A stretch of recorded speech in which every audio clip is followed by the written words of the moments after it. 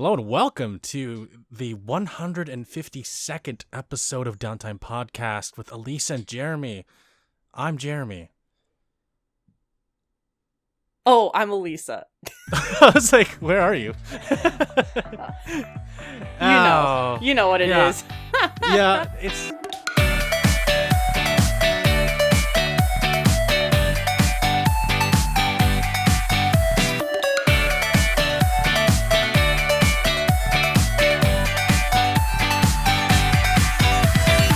Today was kind of weird. I got a haircut in the morning, feeling fresh, feeling good. Oh yeah, cause you got a haircut before the new shutdown, right? Yeah.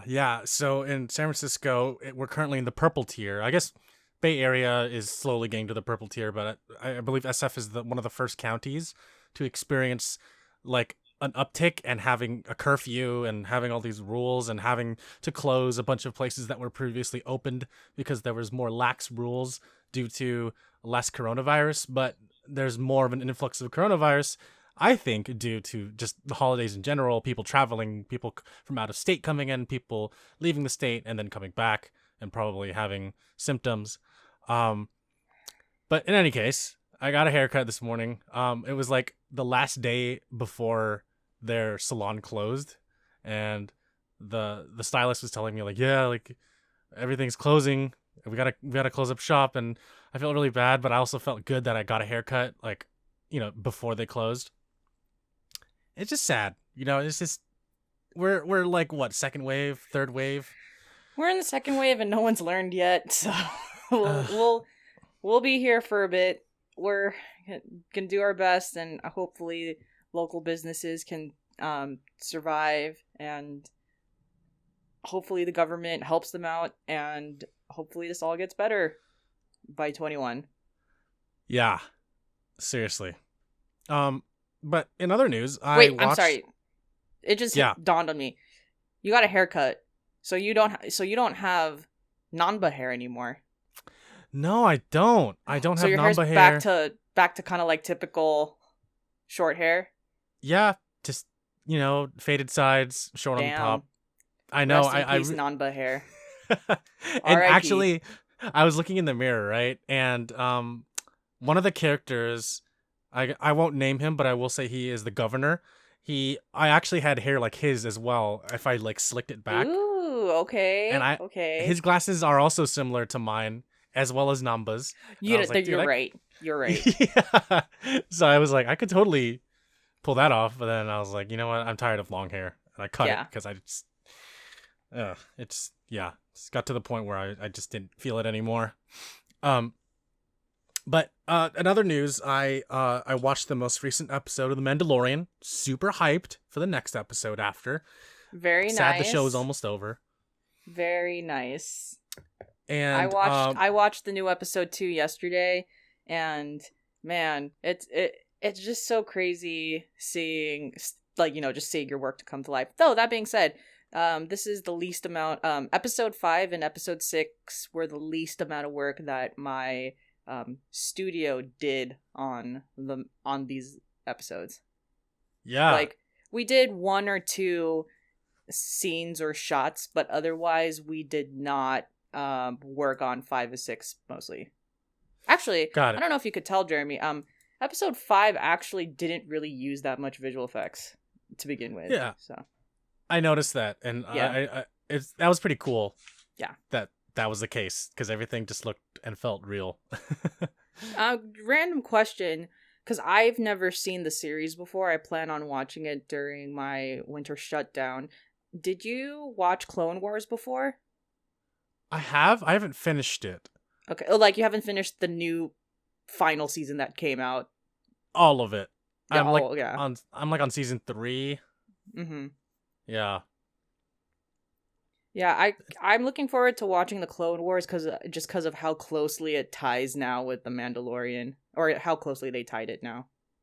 Yeah. I am also curious. That and Rebels I feel like are very closely tied, thanks to Dave Filoni, and his work is just amazing. Mm-hmm. Super looking forward to it. Did you know that? Did you recognize that episode 5 is really influenced by Kurosawa? Yes, I did notice that, and that was really cool. Yeah. I forgot who directed that one. That one is Filoni. Okay. See, the references are strong. I Mm-hmm. started watching that like behind the scenes show on Disney Plus that talks about like Oh, the I direction. forgot what it's called. The vault or some shit like that. I forgot exactly the name of it. It's like the gallery. It's The called like the gallery. gallery. Yeah, the gallery. Yeah, The yeah, gallery. yeah. The vault. I was like, it's something where it's like, I don't know, a word like that. So Yeah. No, you were close. I mean, yeah. It's just so cool overall. yeah. Yeah. And I definitely felt the Kurosawa influences. With being well, I mean, if you know Kurosawa movies, I won't spoil it, but if you know Kurosawa movies in general, you know what the story entails and what kind of um uh choreography warrior esque Yes. themes are in there, and it Totally. was good. It was really really good. I really liked the little Yoda's theme that played Oh, in that yeah. one. Yeah, that little bit of nod to Yoda, and Yay. I was like, yo, that is sick. Um, Yay. but on other Disney Plus news, Mulan, the live action movie, came out for free on Disney Plus. There was no like $30 prepay window that you had to do, and my brother and I watched it last night. I have I got not seen it yet. But how was it? I gotta say, I was really underwhelmed by all of it. I just kept drawing comparisons to the original animated one. And you can't help it when something is a live action remake of a beloved Disney movie. And I don't know, it just felt rushed because the pandemic hit and they were supposed to release it in theaters, and then Disney had to scramble and quickly release it out to the public. And I don't know if the way that it felt rushed was the reason why they I don't know if them putting on Disney Plus was the reason why it felt rushed, but it Mm-hmm. just overall felt like there was too much happening. There's some points where the plot didn't make sense to me. There were characters that just were there for no reason. um Not to mention they removed Overall, two important characters, Mushu and Shang. yeah, they okay. Or They like I don't with Shang, I don't remember what the deal is. Is it that he's there but he's not a love interest, or they straight out like he's not there and they replaced it with a different love interest? I forgot which one it was. so they split his character into two different characters. The filmmakers didn't want Mulan to have a love interest that was like a higher rank than her. So the captain of the regiment, or like I guess general or whatever, the commander, Is that really the he's reason? a separate character, and then her like love interest is just another soldier that is on the same level as her.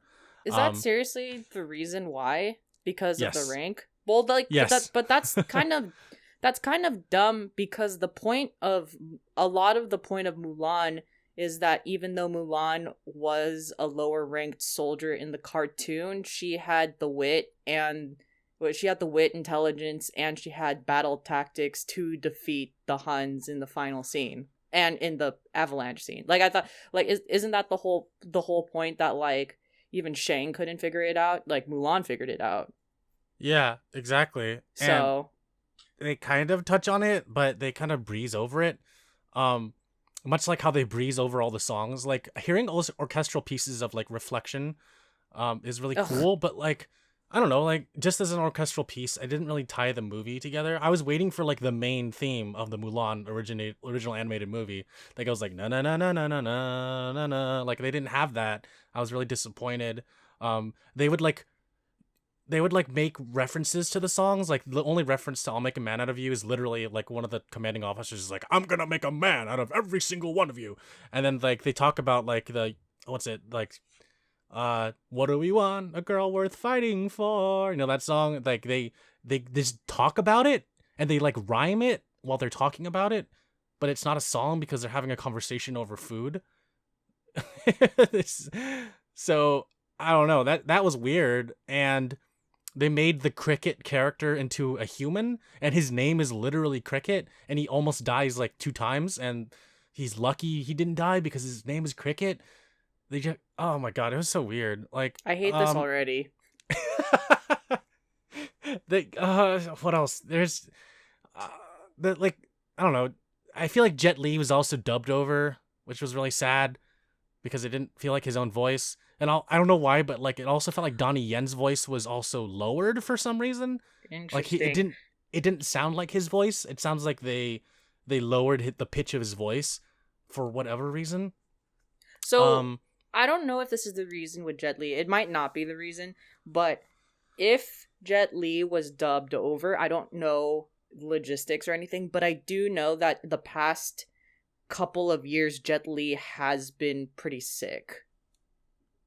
Yeah, no, that's what So I'm thinking too. I don't know if it's related. Maybe it did sound like his voice, but Mm-hmm. again, like I don't know if it was or if it was like someone impersonating him Yeah. and just doing an accent that sounded just like him, like a sound-alike, not an impersonation. That's a sound-alike. It was I don't know. It just felt underwhelming. I just felt disappointed. There were characters that were there and then they would just like die, and you're like, what was the point of you being here?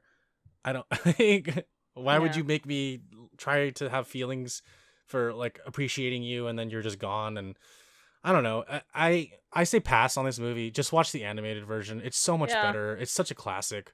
Like I think I'm going to do that. this live action one just feels like such a disservice to the original in so many ways. It's like, oh, man, yeah, I could go on, but then I feel like I would go on for another like 20 minutes. But I'm not looking forward to the live action Lilo and Stitch that they have under works right now. That's one of my favorite Disney movies of all time, being that Stitch is also one of my favorite, if not my favorite, Disney character. And I'm just going to be so sad when I see what he looks like, and it's going to look like an abomination. I'm still going to watch it, but I'm just going to be disappointed the whole time. I refuse to acknowledge or talk about it, actually. So. Yeah. As far as I'm concerned, I don't know what you're talking about, Jeremy. That's even better. Yeah. Well, in any case, what's going on with you? So, this will lead into what I'm playing, but life update for me is I got a new gaming laptop. Hey! I got the Asus G14 and Zephyrus, and I really like it so far. It's the laptop of my dreams. I don't know if anyone knows the story, because I actually don't know if I mentioned it on the podcast before, but I had a HP personal laptop before this one. It was fine. Like, I think it's the Pavilion. I don't remember exactly, because I already, like, threw it out, because I never want to see it ever again. It was actually a totally fine laptop. Like, it worked fine. The catch was that it was a Windows 7 laptop when I bought it. This was a laptop I bought a little bit, like, last year of college. And what happened was there was a point where Windows and Microsoft wanted every computer to update to Windows 10. And it basically didn't give you an option. It said, all right, we're going to update, like, you have to do it within these 2 weeks or whatever. So I updated the laptop, and it completely borked my laptop. It slowed it down completely. The operating system just couldn't be handled, and it was never the same ever again. And now I have this laptop. It's great. It has an AMD Ryzen, and everything runs perfectly, and everything renders faster, and I'm all about it. If anyone, you're probably, some people might be thinking, why didn't you get a desktop? And part of the reason I chose to get the laptop over the desktop is simply because it's portable. And in my regular life, if like once coronavirus, settles and everything, I'm actually on the go quite a bit. And I travel a lot for work. So part of the reason why I got a gaming laptop is so that in any case, after this is all over or whatever, if I have to go somewhere, I can actually like bring my personal laptop and like continue on gaming. So yeah, that's a good point. Like having that ability and mobility just to take it everywhere is really cool. Yeah. Like down the line, like because I had a desktop before. like way back. I definitely see myself still like having a desktop. Like maybe it might be my next computer. Who knows? It's just like currently my lifestyle right now is on the go more. Right. No, that makes sense. Yeah. And the first game I installed on my laptop was The Sims 4. And Nice. I have played an ugly amount of that game during How many hours? the Thanksgiving weekend. I wonder if Origin tells you how many hours. Okay. I kid you not, Jeremy. There was like this one day where I had my laptop playing The Sims. I had my Switch because I was doing something on Animal Crossing, like I was collecting something, and then I had my PlayStation on because there was also a cutscene going on in Yakuza. Oh my god, you're hella busy just playing hella games. Like seriously, this past like Thanksgiving weekend, I was like, all right, it's on. I'm gonna play so many things. Nice. And it was like I caught up a lot, and it was great. Hold on, you know what? I need to figure out. I will, if I figure it out by the end of the podcast, I will tell you how many hours I played. I just need to see where Origin puts that. But I downloaded The Sims 4. It was actually a game I had on my old laptop. But I stopped playing it when my laptop borked. So now I'm back at it. And I have the regular Sims. I have the outdoor pack. I have the island life pack. And then I have the holiday pack. Oh, nice. And it's a really good variety right now. Currently, the name of the island in the island pack, because it's like, I don't know if you've played the Sims before. I haven't played it, but I do know, I'm aware of like all the stuff that's in it. Yeah, the way that The Sims is set up after The Sims 1, everything after Sims 2, it's set up by neighborhoods, so you could go to different neighborhoods. And when you get sometimes when you get an expansion pack, it starts you off with another neighborhood of possibilities that you can go to. Got it. Yeah. So the name of the island, is it Solvana? I think it's Solvana, but or Solani. It's Solani. So the one attached to Island Life is Solani, and you can do a lot of things like snorkeling. I can swim with dolphins. I can carabine. I can, like, there's bars. Like, there's a lot of things you can do. You can hang out at the beach. You can collect different items. Like, you can grow taro in your house. Whoa, what? Yeah, it's pretty great. I'm enjoying it so far. It's a good time. And I haven't played so there's other neighborhoods that you can play. For example, the outdoor pack that I have, that is a vacation. The outdoor is a camping pack. So it's this neighborhood called Granite Falls, and it's like straight up like a campsite. Like it's a and then you can do all these things like hike and fish, and you can be friends with. Okay, so you know how in California you have that Smokey the Bear animal? Yeah. That only you can prevent forest fires. Yes, only you can prevent forest fires. Yeah, there's actually a bear mascot in the middle of the forest. Of Granite Falls. Wow. So it's great. I think I'm pretty satisfied with playing I don't think I'm gonna get an expansion anytime soon, though. On Thanksgiving weekend, they had a very the reason I got the Island expansion pack was because it was on sale, and I think if I were to get a new expansion pack, it would be the Seasons one, and the Seasons one will take your Sims kind of life through all 4 seasons, so it's pretty cool. Wow, that's awesome. That's pretty cool. It was my favorite expansion pack. It's actually been my favorite expansion pack since it was introduced. Like, I have it on The Sims 3 as well. I think Seasons, by far, is one of the best expansion packs ever made, like, in this whole Sims franchise and Nightlife. But I'll probably get that next for my expansion. We'll see what happens. I don't like The Sims 4 as much as I do The Sims 3. I think The Sims 3 ultimately is my favorite one. And a lot of that has to do with the fact you can walk to different houses. So the way that the neighborhood is built, you can walk to different houses, you can walk to the store, and you actually see your sim walking. And The Sims 4, they went back to a loading screen.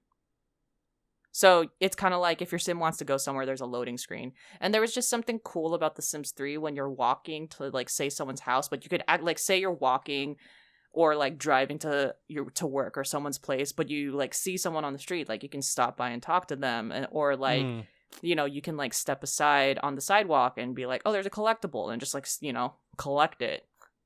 Oh, wow. But that being said, The Sims 4 so part of the reason why they went back to a loading screen system in The Sims 4 is because there was a lot of processing power required for allowing people to drive and walk, and the player can see them walk and drive and bike and whatnot. So what I will say is The Sims 4 is super fast. It's actually a really quick game, and in terms of loading speed, I'm really liking it so far.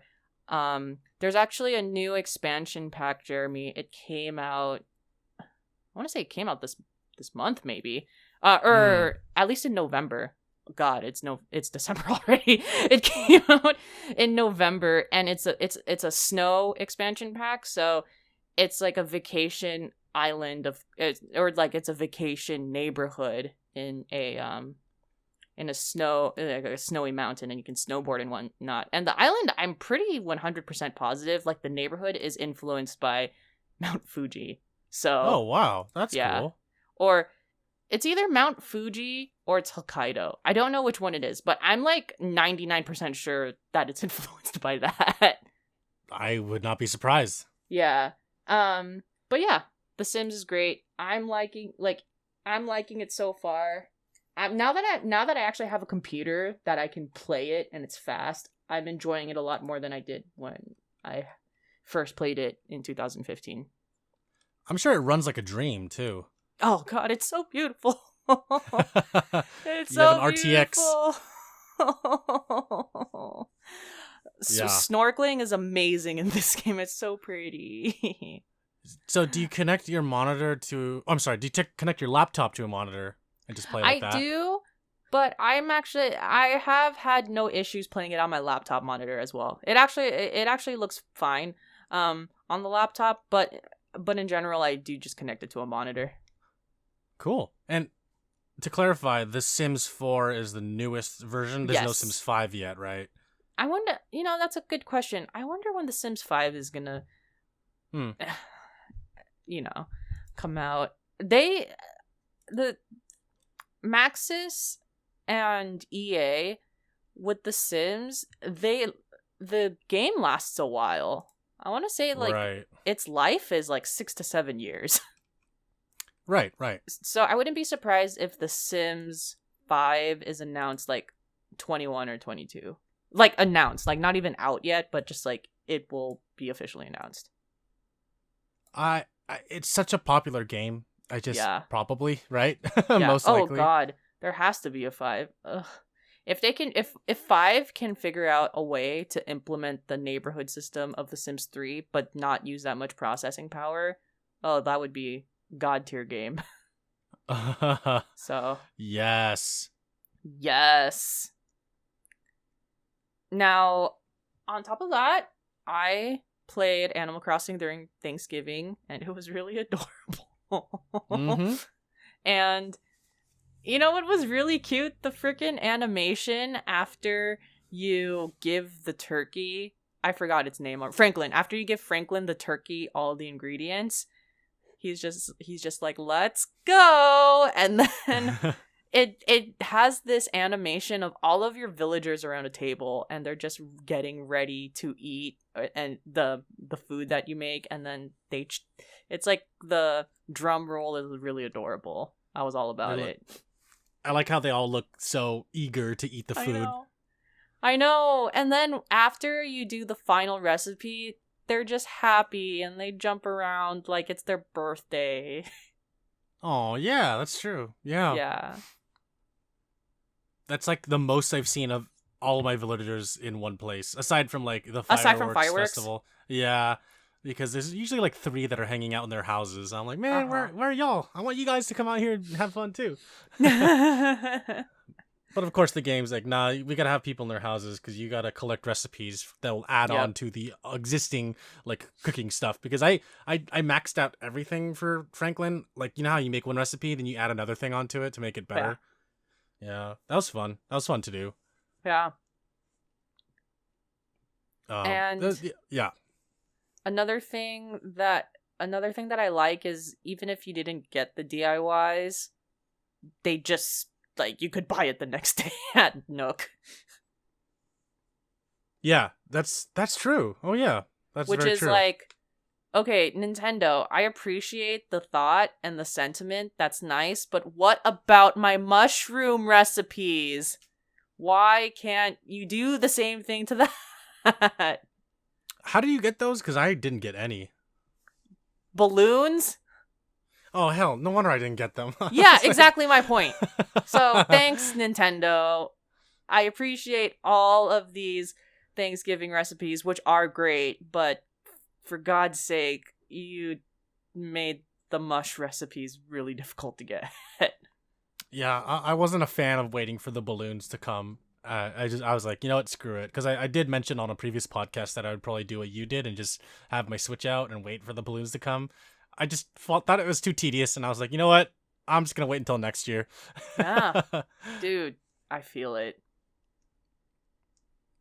Oh, and then before we talk about Yakuza, real quick, so I made my sim. So if anyone, I don't know if anyone knows this, but my Animal Crossing name is Meek Meek, and so I made my sim. Her name is Mika. Oh, that's cute. Yeah, and what I like to do when I play The Sims is I randomize traits because you can choose a personality for your sim. I randomized it because I just like playing for fun, and I also play for Legacy and Generations, so my sim will always have kids, and it's one of those things where it's just like, you know, if like I'll just play with this personality, and you know, eventually down the line, like as my sim's family grows, like I'll be playing with all the personalities at some point. So that's true. My sim is a scientist, and I'm building a rocket right now. Wow, wow. And I also built a time portal, or not a time portal, but I built a alien portal. Where does it go? Another planet? Oh, that's cool. Yeah. Wait, then why do you need the rocket ship? You have a portal. Yep. Exactly. You're just building the rocket ship. You're like, wow, I could go to other worlds in an instant, but I want to build a rocket ship that'll take longer. It's like, okay, that's cool. Sims are cool. You do you, all right? I'm not going to stop you. Yep. I also built a satellite to communicate aliens to visit me. So it's like, I have 3 forms of communication with aliens. And one of them is better than all the others. Yep. You can meet them. You don't need the satellite. You don't need the rocket ship. But hey, if you want them, you could just build them. Yep, pretty much.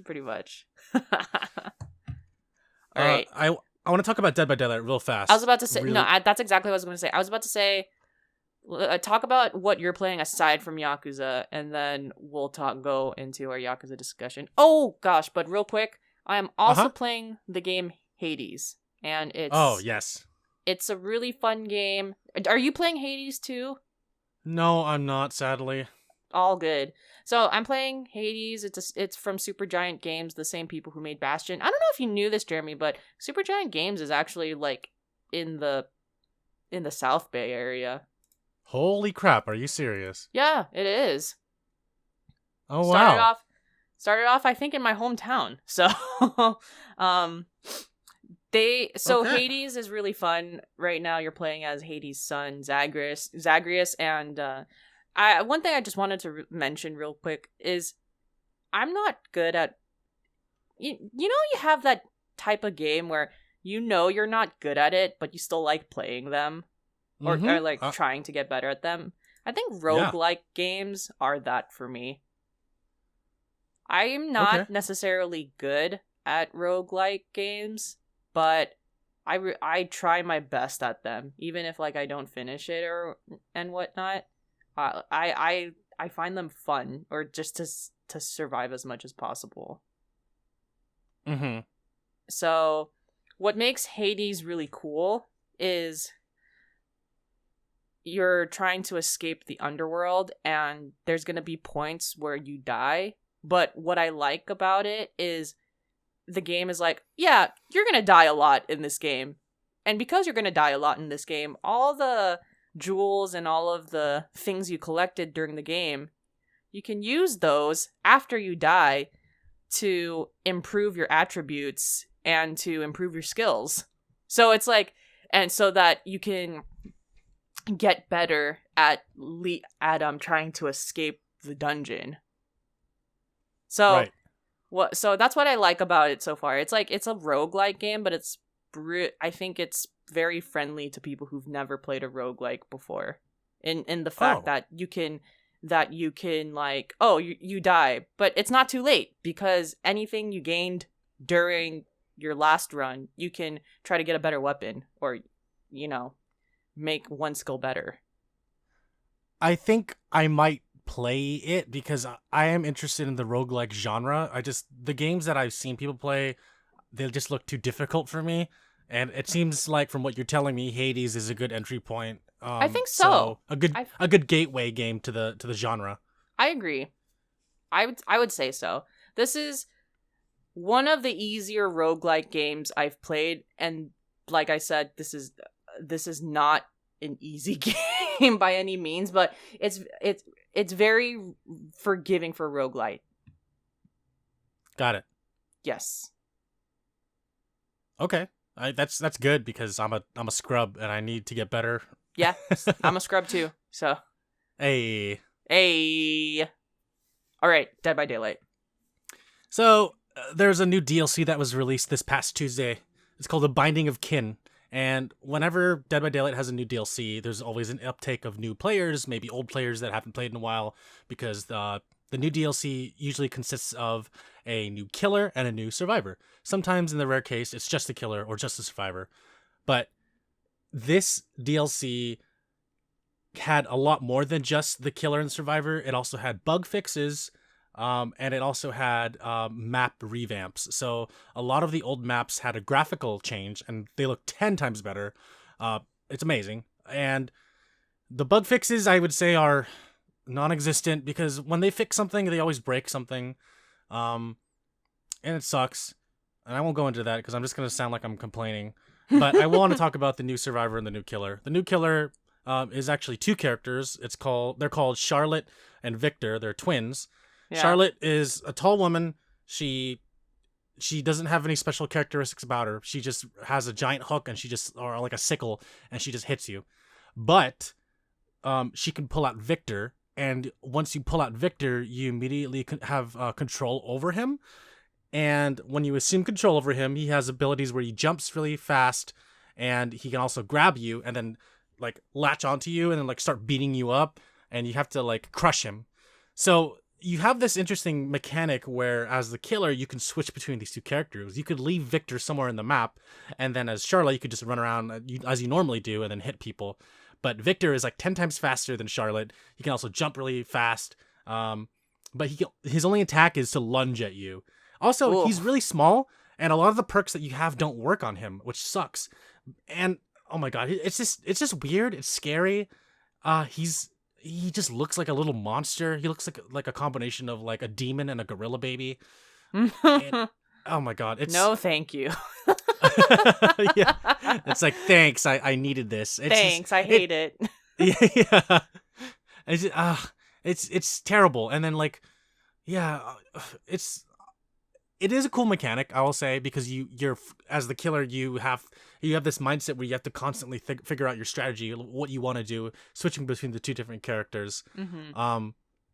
The new survivor, she's really cool. She has a perk where it could fake making a noise when you go into a locker. So when you go into a locker really fast, it triggers a noise for the killer, so they go over in that direction.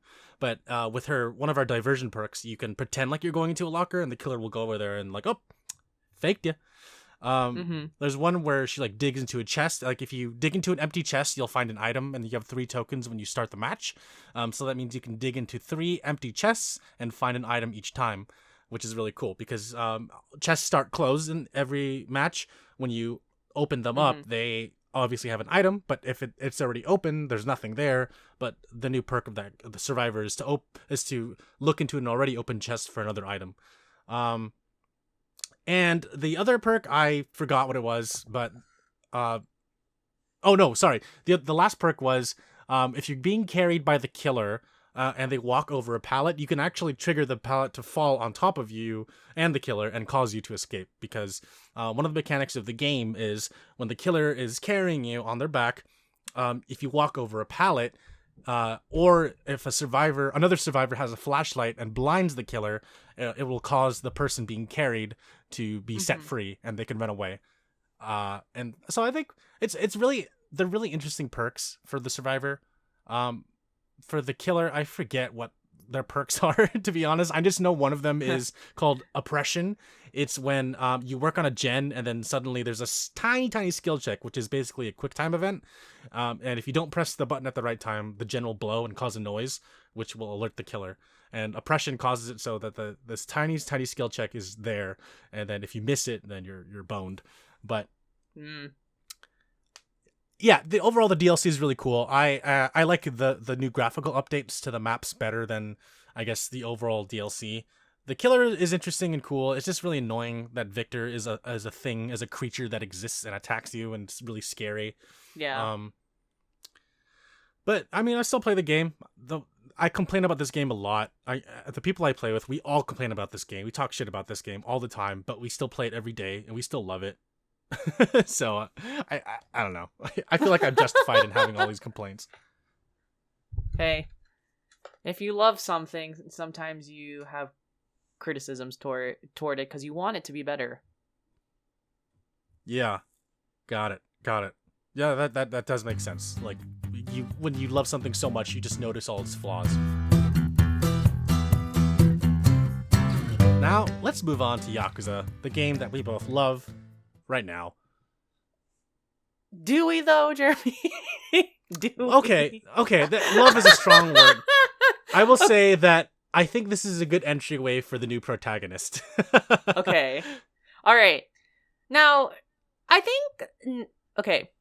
First, I am in the middle of chapter 14. I finished the first boss of chapter 14 and I'm going on to the second part of chapter 14. What part are you on right now? I want to also preface this by saying we are intentionally being vague because we will have a spoiler cast again.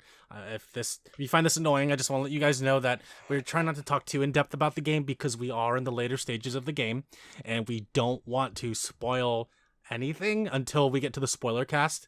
But we are excited, so just be prepared for a slip, but hopefully it'll be edited out.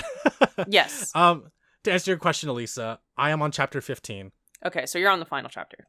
Yeah, but I'm playing go-kart right now, and I have a lot to say about that. But okay, after you. Okay, I think now is a good time to actually read our listener question of the week because it will lead a lot of our discussion today about the battle system in Yakuza. Yeah. So we have a comment from Chariot Goblin, who says, great Yakuza discussion. And this is on podcast episode 151. Thankful for Yakuzacast number 5. They say, I'm curious to hear your thoughts on chapter 12 because it's surprisingly tough.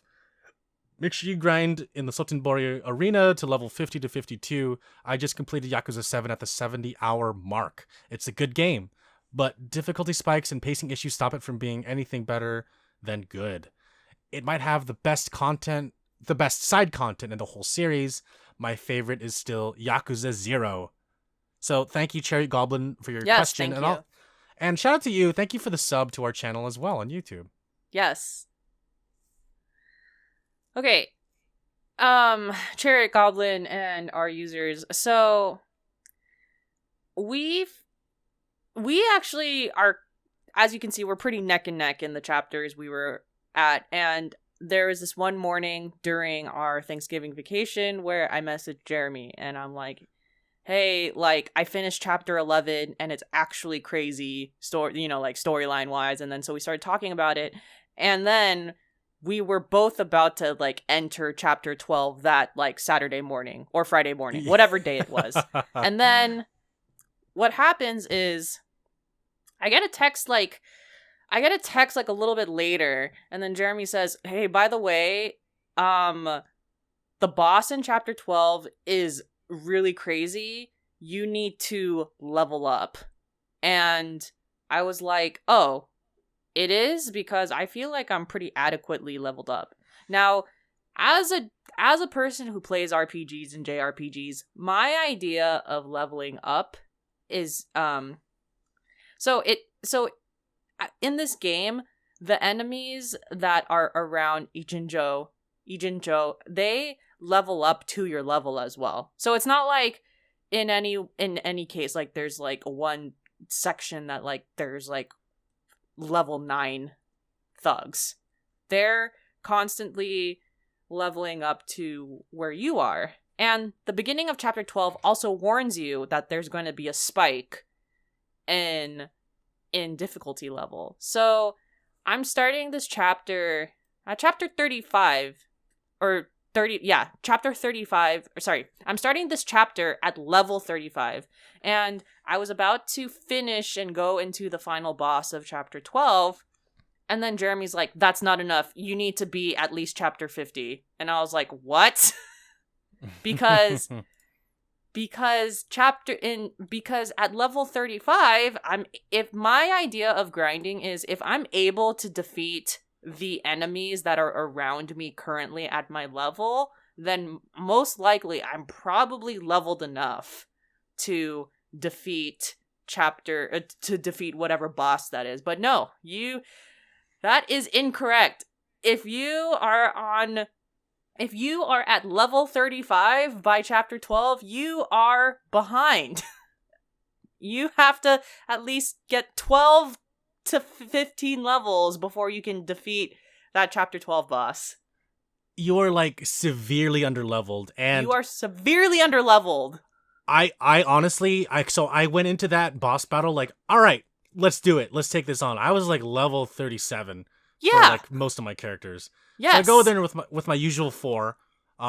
For spoiler's sake, I'm not going to say who they are, but I did my usual things. I got that boss like one-shotted one of my characters, and I was like, oh my god, I am gonna die. And I thought dying was maybe part of the battle, and I was like, okay, I guess this is gonna be okay. Nope, it wasn't. I died at least 3 times trying to beat that boss. And I was like, okay, I need to level up. Right? And so I tried to make my level comparable to the boss's level, and I got up there, but even being on the same level, I barely scraped by. Like, I was running low on all supplies. I maxed out all of my health supplies, and I was already running low. And I was like, dude, oh my god. See, you would think that, oh, hey, we're both at level 43, so maybe that's enough. It's not enough. So, it's like, no. What is going on with this game? And then that is when I realized this game. So, this part is not a spoiler. This game is forcing you to use the battle arena and the dungeon, like, which typically in a Yakuza game, the dungeons don't exist and the battle arena completely optional. I actually barely used the battle arenas in all of my Yakuza playing, but same. Yakuza 7 is forcing you to actually use these dungeons and these battle arenas to basically level up at the end of the game. And the battle arena that you get in Chapter 12, you should feel comfortable defeating that at least twice to level up to level 50 or so before you defeat the final boss of Chapter 12. Mm-hmm. And it's pretty ridiculous. It's like really stupid, in my opinion. Yeah. It's just, like, I don't see why they had to build that mechanic in there. I feel like it's like, I don't know. It seems like that's the only way to do those, to level ups, to do those two things. And then you can like progress in the story. Like they don't give you any alternative options. Like that's literally what you have to do. Like there's nothing else. Exactly. You can also, Sotenbori. Oh, that's a spoiler. I'll edit that out. So the next area you go to in Chapter 12, the next neighborhood is a big it like spikes in enemy difficulty, so you can also just level up walking around the area and fighting enemies. But to get the most bang out of your buck in leveling up, you should do the battle arena, because you also get drops of weapons and armor that will defeat these future bosses, as well as materials to use the romance workshop, which, by the way, I had no intention of ever really using the romance workshop, because I was like, oh, I don't want to get these materials. Like these things would be optional at best in other Yakuza games. Whereas this game, God, you really have to do everything. Yeah, like before, just be like, hey, go to Kamiyama if you want a weapon. I'm like, actually, I'm pretty fine with these guns, and I think I don't need anything else. And then it's like, okay, cool, you don't have to do that. Yeah. But this game is like, hey, guess what? You gotta level up Romance Workshop. I'm like, why? And the game's like, well, there's a lot of shit happening in the later chapters. I'm like, no, I don't need that. I'll just go somewhere else. Turns out you need it. And honestly, I was in the same boat as you at the end. But in the beginning, I was like, all right, I'm going to fund this workshop. I'm going to get all these materials, get these weapons. Some of them are actually really useful because there's a lot of enemies that are weak to ice, weak to electricity, and I found that very helpful to craft these weapons and improve them.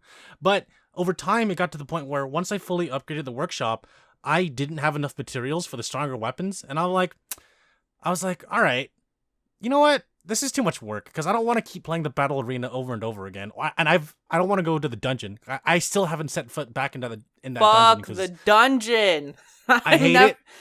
Never going back there. I would rather go to the battle arena than the dungeon. Yes, 100%. Oh my god. I would rather get rare materials at the battle arena. And I that's what I did for quite a while. Like, I was like, okay. But then it got really boring. Like, just playing the battle arena over and over again, because I was kicking everyone's ass, and I was like, well, this is cool, but I don't know. I feel like I don't need to upgrade the workshop anymore, or I don't feel like I need to, sorry, not upgrade the workshop. I don't need to get, like, weapons from the workshop anymore. And that's kind of where I stopped, and I feel like I'm in an adequate place with all my weapons. Like, maybe I'll just upgrade them, but I just don't want to look for new materials. Like, everything about getting new materials was always optional, and I don't like that it's something that you have to do now. Yeah. I'm surprised that they implemented this in the battle system, that you have to do the battle arena, you have to do dungeons, you don't have to do dungeons, don't fall for that. Or you have to actually use the romance workshop. That being said, maybe I should have expected it, because they did turn this game into a JRPG. At the same time, I think that's unfair for me to also say that.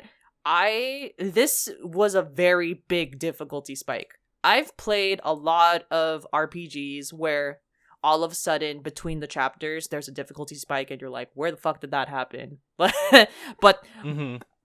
this one was really unexpected. It's unexpected because in Chapter 11, you can easily defeat the bosses at level 32. That's why it's like, you mean to tell me that, like, Chapter 11, you can defeat bosses at 32, but in Chapter 12, you have to be 47 or 50 to defeat it? That is a big spike. I think that's a very unreasonable spike, to be honest. No, I agree. It's really stupid, and I don't Yeah. like how that is like a thing. You know, Yeah. it's.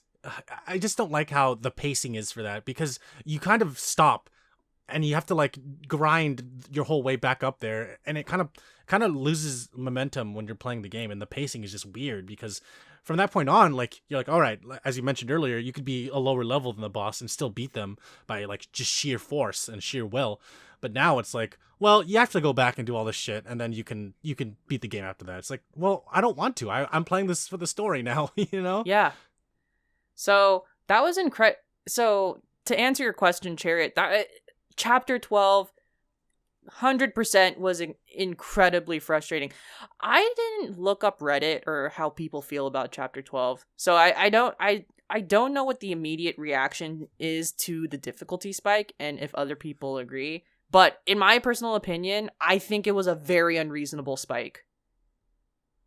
Yeah, I agree. I'm also waiting until I beat the game before I see people's reactions to individual chapters because I want to know what people do say about chapter 12 because it was absurd. It was That just, was like, so weird. ridiculous. It's just like, okay, there's like what 3 more chapters after this before the game ends, and now you're making everything turn around like this? Like, come on. Yeah. What? I should be able to get through this boss no problem. But no, they had to make it hard on us. I agree. And currently now, I think I'm on level 55. Yeah, I'm on level 55. I finished the first boss of chapter 14. I'm about to go into the second half of the chapter. And the first boss of chapter 14, it was one of those things where finally I felt like I was back to a level of like, okay, I feel fine. Like this is like a good enough level to defeat that specific boss. But it, like, a part of me is like, God, I swear to freaking God, because I know where this is going. Story-wise, they introduce a plot point where you're gonna have to do something, and I'm just like, fuck, if I go to this new neighborhood, there better not be like a 60 level spike, or like a 60, or even worse, a 65 or 70 level spike that I suddenly have to grind for. And I think that's gonna happen. Like fuck! I haven't gotten there because I just started chapter 15 and I was like, I need a break from the story. I'm just gonna do side stuff. But I feel like it's just gonna jump up higher, and we might have to go back to that battle arena or the stupid dungeon. So be prepared. God, okay. Because it already happened once. I feel like it's gonna happen again because I can't believe that the game did that, honestly. Prepare yourself. It's coming. Watch. I will. God damn it. The second half of your question, though, if you heard me in the last podcast, I think that all of the side content and sub stories and all of the stupid mini games are hilarious. Like I like, it's so dumb, but I'm here for it. I love the side content of this game. Yeah, I do agree that it's like almost on par with Yakuza 0 side content. Like, really, the only thing this game is missing is a clubbing game. I still don't understand like how they did not re-implement a clubbing game in any of the games aside from Yakuza 0. Like with music of that time. I just don't get it. Like, come on. Like, that's the only rhythm game that's missing that makes Yakuza 0 superior. But aside from that, I do wholeheartedly agree. The side content is a lot of fun in Like a Dragon. Yeah, it's awesome. All the sub stories are awesome. I really like how they have like a lot of the mini games are kind of based off of real life stuff.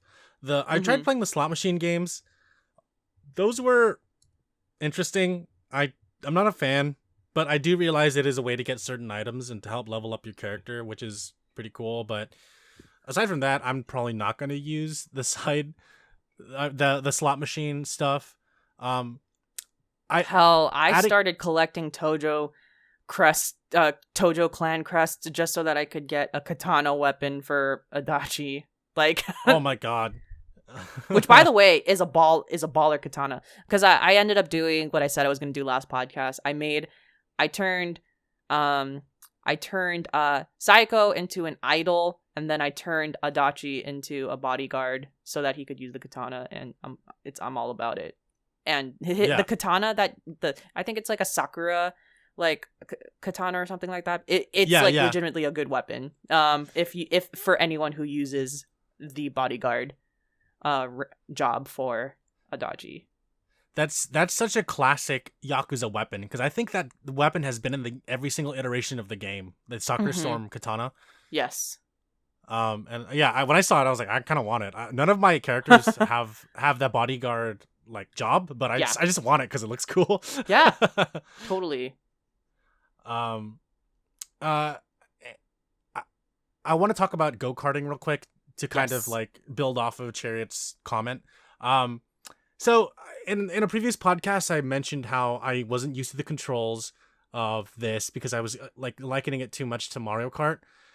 I started playing the go-kart minigame right after I finished chapter 14, right into chapter 15, and I was like, all right, I'm going to play this for a while and just, level up and get some things in the shop.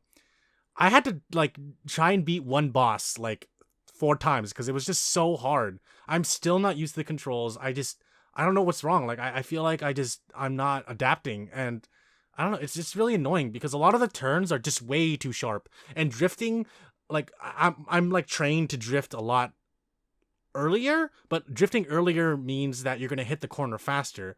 So I have to drift later, and that doesn't make any sense to me.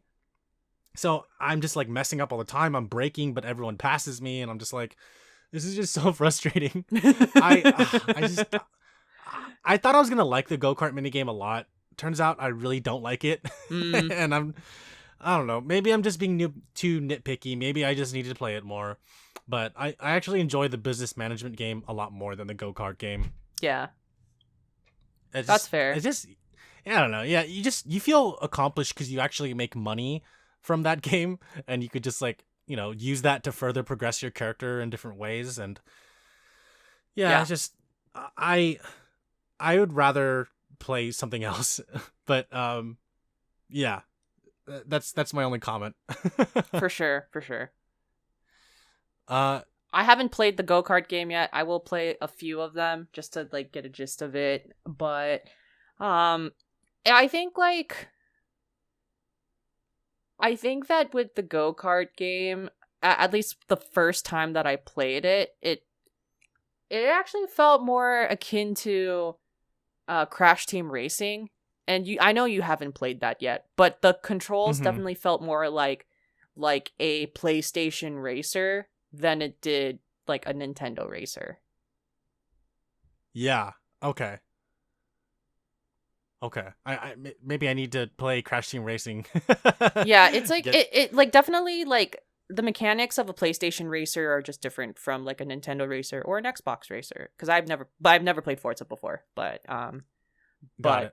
Yeah, it did feel more like Crash Team Racing to me when I played it, even though in terms of the controls, even though it is based off of Mario Kart. Yeah, there's a lot of strong comparisons there. Yeah. But yeah, when you get a chance, I'd like to know your thoughts on that minigame. Yeah, I'll probably show my thoughts in our spoiler cast because I do want to try to finish this game this weekend. Unless I have to dedicate Sunday to grinding, then that's another week. Same, yeah. I'm gonna freaking game. I'm probably gonna finish it tomorrow. Tomorrow being Sunday, Saturday being the recording of this podcast. But I will try to beat it tomorrow. I'm just gonna spend the whole day tomorrow playing the game. Yeah. And see how far I get. And I'll text you. I'll try to give you a heads up if there's anything that happens. Or if you get ahead of me, please let me know. Yeah, for sure. We'll see what happens. Yeah. Oh, really random. Yeah. Can you imagine, Jeremy, if this game, if that like it's like the equivalent of take your least favorite minigame or the hardest minigame, Mahjong, and all of a sudden the game telling you like, oh, by the way, you actually have to be like a master pro at Mahjong to continue on with the story. It's like, what? No. Why? Oh my god, I'm so happy that those like games are optional because I'm not about to play those. I was never a huge fan of them anyways, so yeah. And like Mahjong is like a huge like I have to spend like hours trying to figure out how to play. Like when I try to like get mahjong trophies, like half the time I'm like watching a YouTube video, like I don't exactly get the, you know, the premise of mahjong. Like it would just be a disaster. It's all luck based. I mean, it's basically just you're just playing it in real life at that point because it all depends on what you draw and what you have in your hand. And even then, I still didn't understand. I was playing mahjong in Judgment because there's a trophy I was trying to get, and I was like, dude, this sucks. Like I don't want to play this anymore. I know. Real quick thoughts about the storyline. I talked about being halfway in the game last week and how I was waiting for the game to finally take this full circle. So the game is finally full circle. I do think that the storyline is more enjoyable than it was before, now that original players who were in the previous chapters like are at, like, now we understand like how it's integrated into the story. I complained about this with Jeremy. We'll go into more detail on a later podcast. But one thing I'm not a fan of with the storytelling of this game, and it's weird. I actually think it's weird that Sega and Ryoga Gotoku are doing this. They're cutting out major plot points of the storyline, and instead they're just interjecting with, did you do it? Or like, so that happened. And they're like, yeah, it did. And I'm like, wait. So we don't get to see this plot point? Like, yeah. It's actually really bothering me. There's something that happens at the end of chapter 10, actually, chapter 9 or 10, where it happens, and then Ichi's just like, so yeah, you did it? It's like, yep, I did it. And I'm like, excuse me? Am I not gonna see what happened there? Because that was the whole premise of these last 4 chapters, and yet you're not even gonna show me it happening? Like, that actually, like, really bothered me so much. And, like, if you know, you know. And then the same thing happened at the end of chapter 13, or 12, or 13. And I was like, so you're not gonna show me? Like, this incredibly important plot point of the game? Like, you're just gonna say it happened? Like, I thought that was so ridiculous. So I don't know why they chose that, you know, and it's funny because at the same time, like, they're using like some really creative storytelling styles, like, you know, like the still frames of them when they represent the past, I think is super creative, and I really like it. But the fact that they're not showing other major plot points, I was just like, this is actually really weird, and I don't know what the stylistic choice is for it, but as a player, I feel like you should have shown that to us. Mm-hmm. But yeah. Yeah, there's a few things in the game where they just do glossed something. over it. Yeah, it's just it's weird because this game has like a lot of exposition, but then they don't always show everything. So it's like this weird imbalance where they tell you a lot, but then they don't show you a lot. And I'm like, what? I don't understand why they decided to go that direction, because, I mean, okay, the Yakuza games aren't perfect, but I still love them. We still love them. They have a lot of exposition. There's usually like a character just monologuing for like 30 minutes straight. And Yakuza 6 is definitely one of those games where there's like an hour-long in-game cutscene where characters just talk about all this exposition. Right. One. I was so annoyed. I was so fucking annoyed. I was like, dude, I got things to do today. Like, I can't be putting my PS4 in rest mode just to wait and come back later. How long is this gonna take? It took an hour to just listen to all that. And I'm like, dude, I get that this is probably the last game featuring like the main character, but still, like, come on, man. And Yakuza 7 definitely toned down that bit a lot, but still, it's like in order to compensate that, they had a lot of exposition but like a lot of less show, and I didn't like that because in the past the games they show a lot, either like in a flashback that leads up to that or whatever, but this, like, it's just they show everything, like, and they show all the important plot points, they show all the important things, and then in this game it's just like, that happened. I was like, the fuck. it's like, hey guys, this happened off screen. It's like, okay, are we gonna see it? Like, Yeah. okay. Point the camera that way. I don't know. I agree with you wholeheartedly. Like, I can't wait to rip on chapter 10 though. The specific thing that made me angry, because oh gosh, I can't believe that you didn't show me that happened. But that being said, where I'm at with chapter 14 in the storyline, it is very interesting the direction this went, and I'm really hyped to find out at the end of the chapter what happens, because because I'm like, oh fuck. I know, right?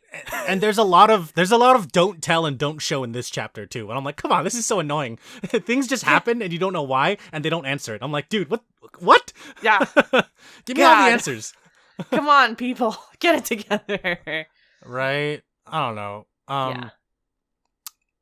To kind of round out Chariot Goblin's comment, I just want to say, at this point in my life, I still think that Yakuza 0 is also my favorite game in the series so far. Yes. I mean, I'm not trying to compare it to 7. They're different games, but obviously thematically they are similar. But Yakuza 0 still has that really special place in my heart, and I still tell people to this day to play that game because it is a good entry into the series, and it sets up everything for the future very nicely. And there's a lot of tongue-in-cheek humor about future games in that game. So, dear listeners, if you're new, please play Yakuza 0. It is a fantastic game. You will easily sink 150 hours into that game, but you won't realize that you sunk 150 hours because you're having so much fun playing it. That being said, Yakuza 7 is definitely a good soft reboot of the franchise because, it's a new protagonist, it's a new direction, it's a new style. But when Alyssa and I have our upcoming spoiler cast about Yakuza 7, you will definitely hear a lot of our thoughts. But of course, please play Yakuza 7 before listening because you might not get a lot of what we're saying. And I encourage you and implore you to experience it for yourself so you have your own opinion. Yes. I think that aside, problems aside, because there are quite a few problems that I'm having, as you can tell from these past few podcasts, we have a lot of problems with the battle system. But it's one of those things where I do think that the storyline and the setup for Ichi is pretty solid moving forward, going into other games. And I think, like I said, I don't know what the actual feedback from other people is yet because I haven't looked at Reddit. So if a lot of people feel passionately though, like, oh, this grinding system's ridiculous, like, maybe it will actually, maybe they will actually change it for Yakuza 8. So, I think it's good to acknowledge right now that I like the storyline. Actually, I like Ichi. Like I said, I like that Ichi is not necessarily street smart or book smart. He's more of just kind of like a passionate, like a relationship type of guy. So I think it's like just a different dynamic that I really appreciate and that I like that they introduced for this franchise. But yeah, I think that there's a lot of things, if they fix it for Yakuza 8, I think Ichi's gonna be like, this franchise is gonna be super, super awesome still. So yeah, I think Ichi is a really good protagonist. I definitely can see him carrying the torch forward and moving on the franchise because he's super meta, he's super funny, and I agree with all your thoughts and sentiments. I know. We love our perm fro Yakuza man, so. Yeah. All right. That is all I have it today to complain about the Yakuza battle system. Yeah. But yeah, thank you so much for the question, Chariot. Yeah, thank you so much. And I also want to give another quick shout out to Tay D20DD, who also subbed around the same time to our YouTube channel. Thank you guys so much for that. We love to know that there are people listening, that you may not always comment, but we love that you guys are listening and yes, just hearing our voices, because it's still amazing that there are people out there listening what we have to say about our lives and our games Totally. and our thoughts.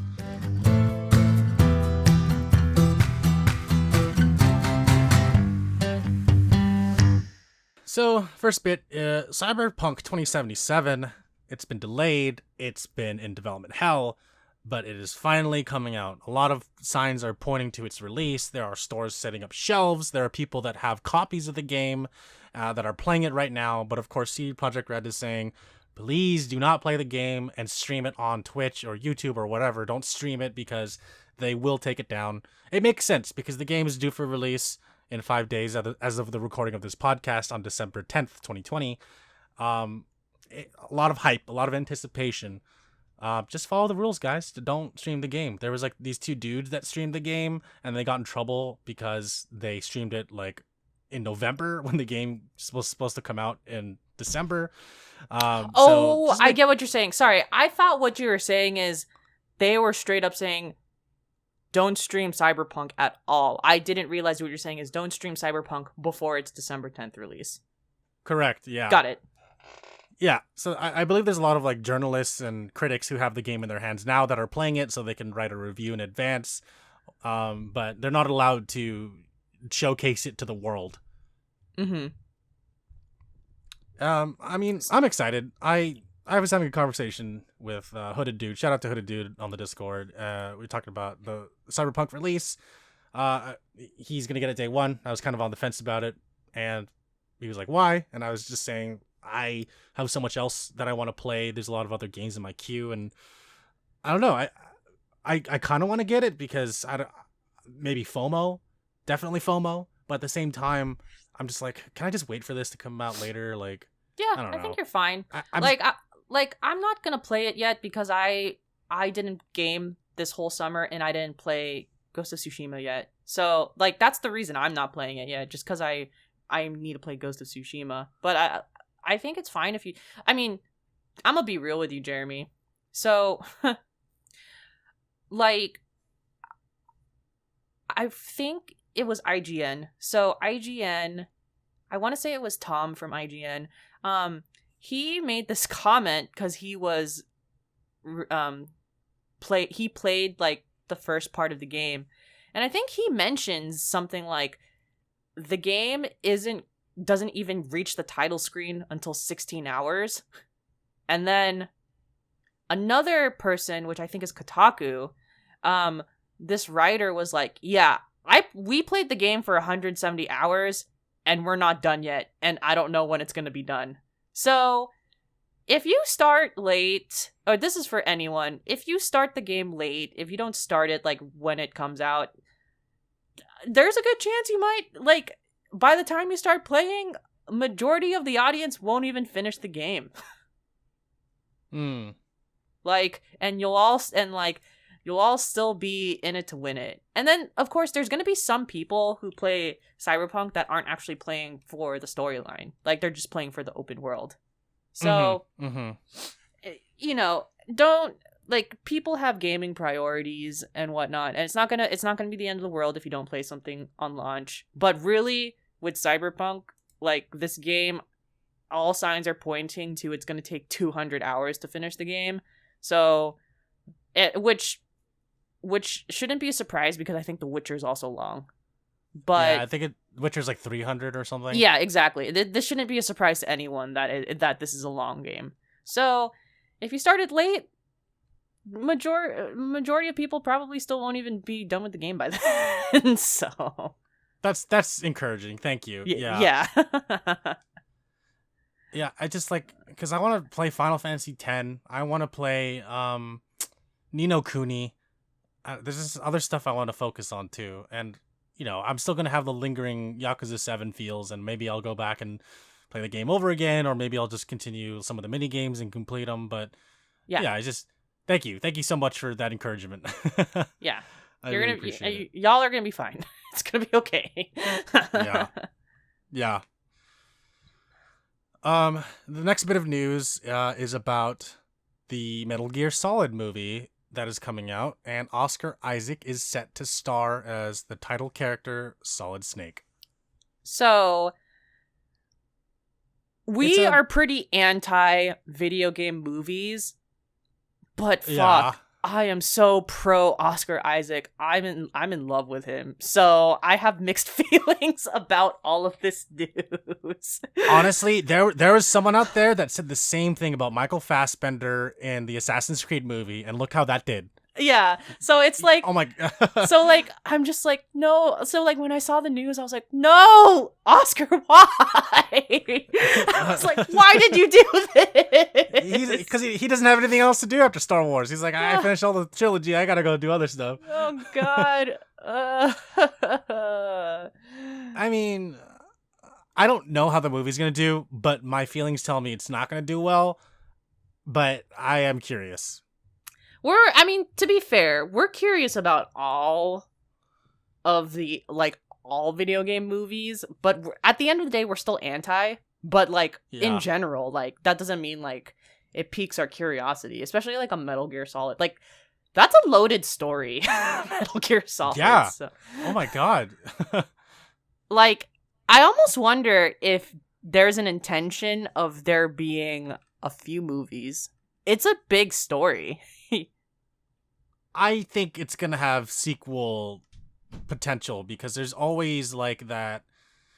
There's always like, video game movies sitting up for the future. They always have little tidbits at the end or whatever. There's gonna be a post-credit scene, watch where they reveal a character, and people are gonna be like, "Oh my God, I can't wait for the sequel because it ties into this game." It's like, okay, cool, can't wait. Yeah. So we'll see what happens. Yeah, I'm cautiously excited. I'm like 50%. We'll see. I'm just disappointed. I'm one of those people that watches everything that Oscar Isaac's in. No worries. So now I have to watch this. So, that's okay. Yeah, so we'll see what happens. Yes. And the final bit that we're going to end the podcast on is about the 2020 Game Awards, which happened on December 10th, 2020, which happens to also be the release date of Cyberpunk 2077. Ayo. Hosted by Jeff Keighley, these awards happened, but of course this year is going to be different because of the COVID-19 pandemic. And for this discussion, we're only going to be talking about the Game of the Year category. There's a lot of other categories. Everyone is welcome to go see for themselves because there's a lot of games listed, but this time, we're only going to be talking about Game of the Year. We're not saying that this is the most important category, but this is definitely the most talked about category. It is the most name recognition category, and it is probably the most anticipated category because of the games that are listed here. They're all so different, and they're all just so unique and varied. So, I'm just going to name off the games here, Lisa, and we can have a little quick discussion about it. Yes. So, we got Animal Crossing, Doom Eternal, Final Fantasy, Ghost of Tsushima, Hades, and The Last of Us Part 2. And you're right to saying that this is a very diverse list of games. So I have not played Ghost of Tsushima, though in my head canon, I feel like I'm really gonna enjoy the game when I start playing it. And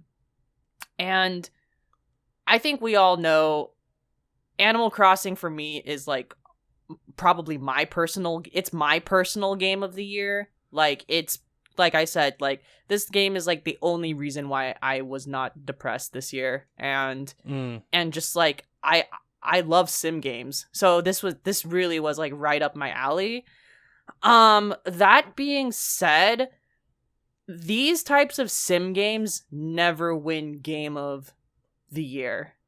Though I would love it to, it never does. I feel like Game of the Year always goes to a first person player RPG. Like historically. Historically, yeah, this would historically it would go to one of those types of games. And I'm going to go into predictions already here, Lisa. Yeah. Yeah, because you actually played Ghost of Tsushima, and you played The Last of Us, and you played Animal Crossing, so you can actually, like, have more context. Yeah, so I've only played a handful, as Lisa just mentioned, but like, so I'm gonna talk about how I feel about the games listed here. So my heart wants to say Ghost of Tsushima because I loved that game. It was beautiful. What a beautiful game. The soundtrack, the part when Alisa, when you see the title card, tell me tell me if you got chills or not, because Okay. it's beautiful. Like, once you see the title card, you're gonna be like, what the fuck is going on? Because it's so beautiful. And you might cry because it's so good. I almost cried. Like, oh my god. My heart says Ghost of Tsushima, but my gut says The Last of Us Part 2, mainly because of its narrative direction. It's what is it? Motion capture. How do I explain this? Like the way they used motion capture to show the characters' emotion, because I'm not saying that they looked real. It still looked like a video game. But again, Elisa and I have talked about how we were so engulfed into The Last of Us Part 2 and how we were so taken into the game. Like, we wanted to know what happened next. And I think that is a really good, strong candidate for this game to win. But again, I mentioned on a previous podcast that I kind of don't want this game to win just because of the nature of what its subject matter is. It's just so sad. And I don't know. My heart doesn't want that to win. Like, I want something happy to win. And I think it's because this year has just been such a downer that I want something good to come out of this year. And I don't want this really sad game to come out. I feel it. I was so depressed when that game finished. I wasn't like, okay, I'm taking this out of context. I wasn't depressed in the actual sense. My mood was really low. I was really sad. I wanted to play something happy. And again, Ghost of Tsushima, why it ranks so high and why my heart says it should win is because I played it right after The Last of Us Part 2. I grew such an attachment to that game because I just felt like I was doing something in that game. I felt like I was winning. I felt like a superhero. And that just, that speaks volumes to the kind of gameplay mechanics that Sucker Punch put into there. Yeah. Like, the story is really cool. The characters are engaging. They're memorable. And you want everyone to live. You want everyone to win. Whereas in The Last of Us, you want people to live and win, but that doesn't always happen. And I feel like The Last of Us is too far close to reality. And it's a little bit too detached from a video game sense that it just doesn't really, because it's so close to reality, that's why maybe I just don't like it as much being in this category. But again, as I mentioned, I do recognize its place, and I do think it is a really good historical game. I think it's gonna make I think it already has done a good job of telling its story and engaging people, and of course its startup controversy. For Doom Eternal, Final Fantasy VII Remake, and Hades, I haven't played Doom Eternal. I want to play it. Final Fantasy VII Remake, I've heard mixed things from yourself and as well as others, Elisa. And yeah, I haven't. For anyone who hasn't heard me talk about it yet, I haven't played it yet. I actually watched it. I watched a walkthrough on YouTube. It's a really good remake.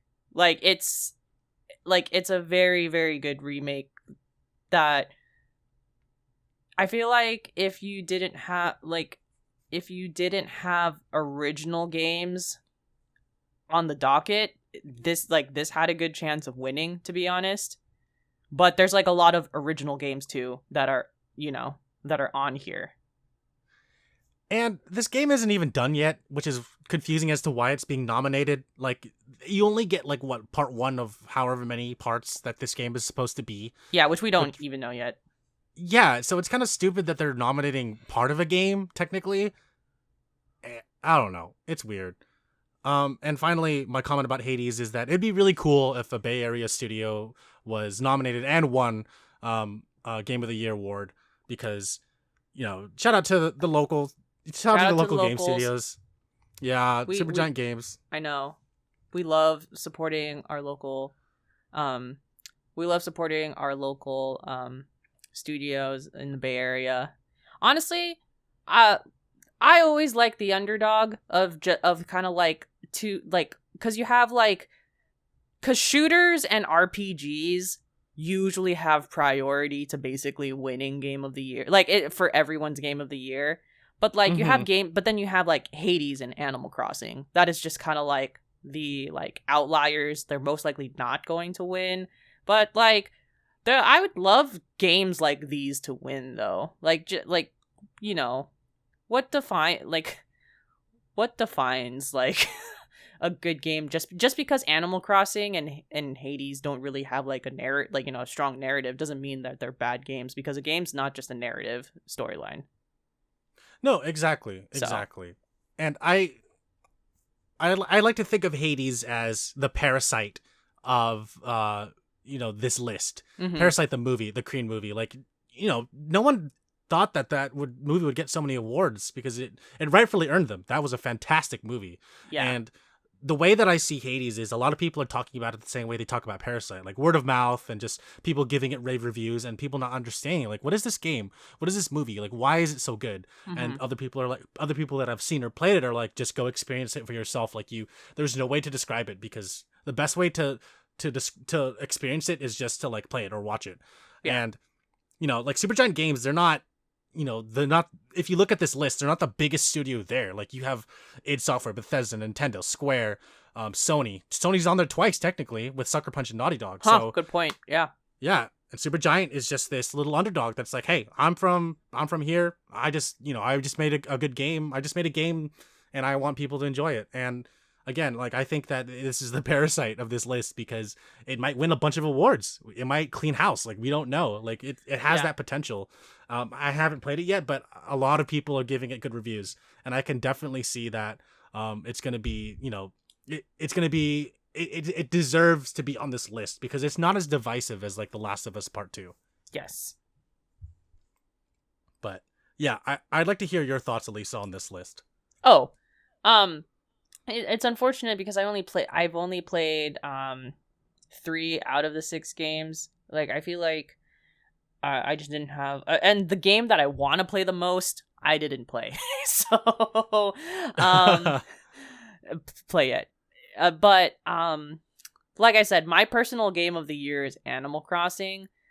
Just because I think it's a great sim game and it incorporates a lot of things. There's just so many things that you can do in the game.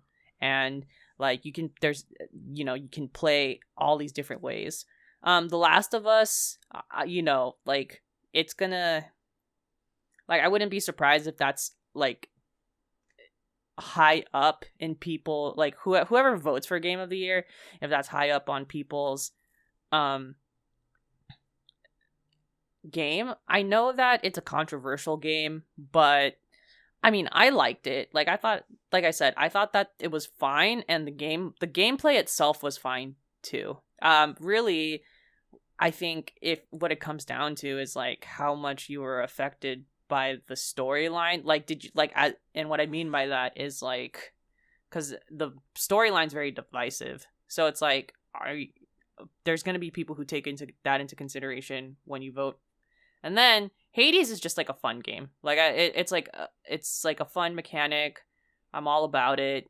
Roguelite, and like I said, I think it's a very good beginner roguelite game, and it's one of those games that a lot of people can play. See, the one thing is I wish I played Ghost of Tsushima, because I just think this is the game I've been hyped about for the last 3 years, and it's finally out, and I haven't played it yet. And so, man, I wish I could have an opinion about this game already. Well, if it does win this award, then that will probably give you even more reason to play it and finish it, because you want to figure out why. I have it bought already. Yeah, exactly. No, like, that's my point. Is that yeah. Like, since you already have it. Yeah, like, it's already bought. I'm just playing it after Yakuza. So Right. Yeah. So, okay. Perfect. Like I said, personally for me, I really like Animal Crossing. Like, that's my personal game of the year so far.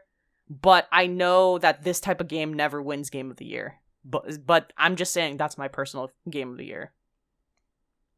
Okay. Yeah, no, if it won, I would not be surprised, to be honest. Like, because like, the nature of when it came out, like right as the pandemic started for a lot of people, especially in the US, it was just that go-to game for, people to relax and enjoy and not think about, what's going on around them, to escape. And I personally have a deep love for the Animal Crossing series. I played the first one on the GameCube and the DS, 3DS. I skipped out on the Wii one, but it was all the same. It's all, the games are slightly different, a lot of varying mechanics, but the nature of the game itself is a sim. You live on an island, you escape from your real life, and there's so many little things you do. You grow attached to your characters, your villagers, and you can customize everything. There's a lot of creative people on the internet that are making, their islands like based off of movies. Dream suites are ridiculous. Yeah, it's insane. And the creativity of Animal Crossing has always been there, but this year it's bigger than ever. And I fully understand why this is on that list. And again, like I would love for this game to win too, but we'll see. Like I think it does have that potential. Maybe this year will be different because this game came out during such a rough time, and it means so much to a lot of people. But who knows? This game means a lot to me, for sure. But awesome. Yeah, those are our thoughts on the Game Awards. Yes. If you have any questions for the podcast, you could email us at contact@Downtime.Live. You can comment on YouTube. You can comment on Twitter. You can go to www.downtime.live. We have a forum as well as a Discord, and you can ask us questions there and join our community. And we also have the podcast on Stitcher, Spotify, Google, Podbean, YouTube, Apple, all of the above. So listen to us there, and if you listen on Apple Podcasts and if you're enjoying this, please write us a review and we'll read it on the podcast. Yeah, make sure you follow our Twitter as well. Yes. We're always tweeting, retweeting stuff. And be sure to look out for our thoughts on the results of the Game Awards on the next podcast. Yes. And then most likely we'll have a Yakuza Like a Dragon spoiler cast in a couple weeks. So stay tuned for that and have a good day. See ya.